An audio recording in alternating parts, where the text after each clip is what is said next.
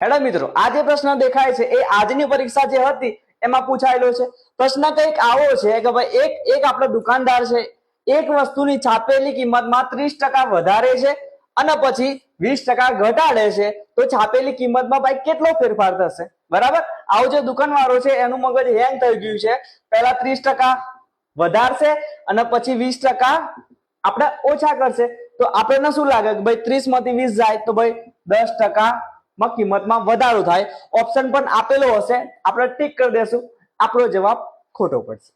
બરાબર, તો અહીંયા જુઓ કે ભાઈ દાખલા તરીકે કોઈ વસ્તુની કિંમત 100 રૂપિયા હોય, બરાબર, કેટલા રૂપિયા હોય? 100 રૂપિયા હોય, તો અહીંયા પહેલા શું કરે છે? 30% વધારે છે, તો ભાઈ 100 એ 30 રૂપિયા વધશે, એટલે ભાઈ વસ્તુની કિંમત કેટલી થઈ જશે? 130 રૂપિયા। હવે શું કરે છે?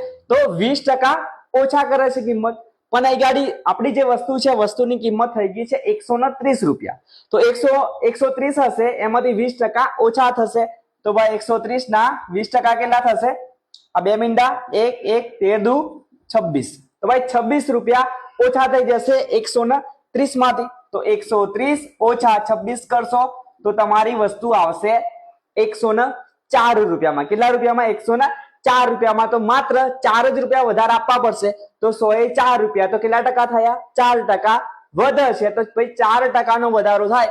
ઓપ્શન એ તમારો સાચો જવાબ છે। તો આવા જ પ્રશ્નો આગળની પરીક્ષામાં તમને જોવા મળવાના છે। તો આવું સરસ મજાનું ગણિત શીખવા મને એટલે ભાઈ હેમાંગ માછીને ફોલો કરો અને તમારા મિત્રોને વિડીયો શેર કરવાનું ભૂલતા ના। Thank you.